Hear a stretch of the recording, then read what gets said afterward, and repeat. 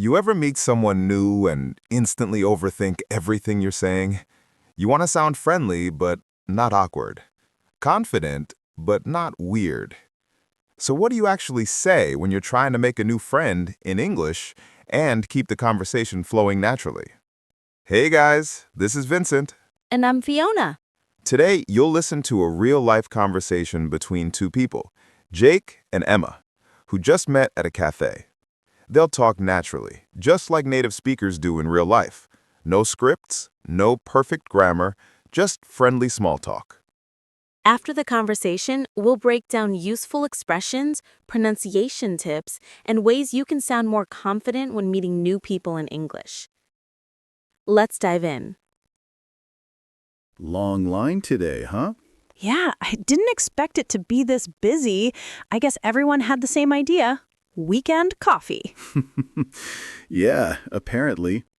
Do you come here often? Pretty often, actually. It's kind of my go-to spot. They have the best cappuccino in town. Oh, good to know. I'm new around here, just moved a few weeks ago. Really? Welcome to the neighborhood. Where'd you move from? From Chicago. I got a new job here, so starting fresh. Nice. How do you like it so far? It's been good. A little quiet compared to Chicago, but people seem friendly. Yeah, it's a chill city. Takes a bit to find your people, though. That's what I'm trying to do, make some new friends, find some local spots. Well, you've already found one, at least one person to chat with, in line. That's true, that's true. Small victories. So, what kind of work do you do? I'm in marketing. I help small businesses with their social media. Oh, nice! That sounds fun. I actually work in design, kind of related. No way, really? What kind of design? Mostly branding and product design. That's awesome. Maybe we'll end up working together someday. Who knows? Stranger things have happened. Yeah. Oh, looks like it's our turn to order. Perfect timing. Hey, do you want to sit together after? Sure, why not? Cool, I'll grab a table near the window. Got it. Coffee and new friends. Not a bad start to the day. I love that conversation. It's such a simple moment. Two people waiting for coffee, but it's full of natural, everyday English. Yeah, and notice how it starts. Jake doesn't jump in with something random like, "Hi, my name's Jake." He starts with a comment. "Long line today, huh?" That's one of the most natural ways to start small talk in English. Exactly. When you start with an observation, it feels casual. You're commenting on something both of you can see or experience, like the weather, a long line, or even the music playing. It doesn't feel forced. Then Emma replies with something short and friendly. "Yeah, I didn't expect it to be this busy." See how she mirrors his tone? That makes her sound approachable. Yeah, she's not just answering, she's also keeping the conversation open. Then Jake says, "Do you come here often?" Another classic small talk question. Totally. That question works anywhere. Cafes, gyms, co-working spaces. Just make sure your tone is relaxed, not flirty. Yeah, and then Emma says, "Pretty often, actually. It's kind of my go-to spot." That phrase, go-to spot, is super common. It means your favorite or usual place. Exactly. Like, "This is my go-to cafe," or "That's my go-to movie when I'm tired." It sounds natural and casual. Then Jake says, "I'm new around here, just moved a few weeks ago." That's a perfect example of sharing a little personal detail. He's not oversharing, just giving a small reason to continue the conversation. Yeah, and Emma reacts warmly. "Really? Welcome to the neighborhood." That's a very natural response in American English. When someone tells you they're new, it's polite and friendly to welcome them. She also follows up with, "Where'd you move from?" That's a great follow-up question.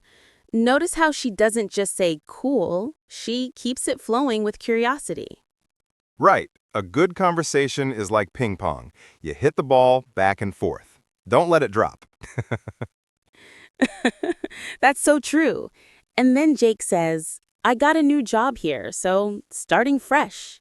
That phrase, starting fresh, means beginning a new chapter, often after moving or changing jobs. And Emma says, Nice. How do you like it so far? That's another great small talk question. It's open-ended. The answer can't just be yes or no. Yeah, you can use that with almost anything. How do you like your new job? How do you like this city? It sounds natural and keeps things going. Later, Jake says, That's what I'm trying to do. Make some new friends, find some local spots. That's honest and simple. People connect more when you're open like that. And Emma replies perfectly. Well, you've already found one. At least one person to chat with in line. That's such a friendly response. It shows humor and makes the moment feel relaxed. Yeah, humor helps a lot when meeting new people. You don't need to be a comedian, just light and easy. Let's highlight a few more natural phrases from their chat. Go-to spot means your favorite place. Starting fresh, beginning something new. Stranger things have happened. A fun way to say anything's possible. Not a bad start to the day. A casual way to say this is going pretty well. These are short and super useful. You'll hear them all the time in daily life. Also, notice the tone. Both Jake and Emma sound relaxed. They don't rush. They use small fillers like yeah, oh, well, so. Those are not mistakes. They make your English sound alive. Yeah, if you remove all of them, you'll sound robotic. It's okay to use short reactions like, oh, really? Or no way. They make you sound human. And one more thing, intonation. When Jake says, do you come here often? His voice rises at the end because it's a question. But when he says, the vibe's really nice though, his tone falls. That's how native speakers naturally end statements. Yeah, practicing intonation is more important than memorizing grammar rules. It's what makes your English sound real. 100%. And at the end, Emma says, hey, do you want to sit together after? That's such a friendly, confident move. It's short, natural, and doesn't sound awkward. Yeah, and Jake's reply, sure, why not? Is casual agreement. You'll hear that phrase all the time. It's also a nice way to accept without sounding too formal. Instead of, yes, that sounds great, just say sure or, yeah, why not? So that whole conversation shows you how small talk can lead to real connection, one friendly line at a time. Let's wrap up with some quick tips for making new friends in English. Number 1, start with what you see. Comment on the environment, the weather, a long line, or a shared experience. Number 2, ask open questions. Use what and how more than do. For example, what kind of music do you like? Sounds more natural than do you like music? Number 3, listen and respond. Don't just wait for your turn. React to what the other person says with short phrases like, that's cool, or oh really. Number 4, share something small about yourself.